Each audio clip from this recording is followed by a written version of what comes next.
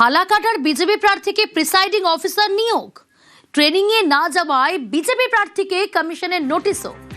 কমিশনকে বারবার জানিয়েও কাজ না হওয়ার অভিযোগ।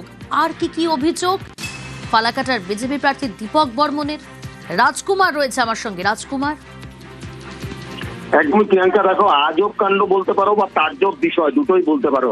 তার কারণ হচ্ছে যিনি প্রার্থী হয়েছেন, যিনি লড়াই করছেন নির্বাচনে, তার নামে নির্বাচনের ডিউটির কাগজ এসছে। এবং শুধু তাই নয়, বিজেপির যে ফালাকাটার বিজেপি প্রার্থী দীপক বর্মন, তিনি বলছেন যে আমি একটা ট্রেনিং এ যাইনি, না যাওয়ার জন্য তাকে আবার কারণ দর্শানো, অর্থাৎ তাকে আমরা শোকজ বলি, সেই শোকজেরও নোটিশ পাঠানো হয়েছে। তাহলে তিনি কি নির্বাচনে ডিউটি করবেন, ইলেকশনের জন্য ভোট নেবেন, নাকি লড়াই করবেন? এই নিয়ে কিন্তু একেবারে দ্বন্দ্ব চরমে উঠেছে। ঘটনায় ক্ষোভ প্রকাশ করেছেন ফালাকাটার যে বিজেপি প্রার্থী দীপক বর্মন, তিনি নিজে ক্ষোভ প্রকাশ করেছেন। যদিও জেলা প্রশাসন সূত্রে আমরা জানতে পারছি যে কোনো কারণে দীপক বর্মন যে বিজেপি প্রার্থী, তার নামটা কাটা হয়নি, খুব তাড়াতাড়ি তার নামটা কেটে দেওয়া হবে। বেশ।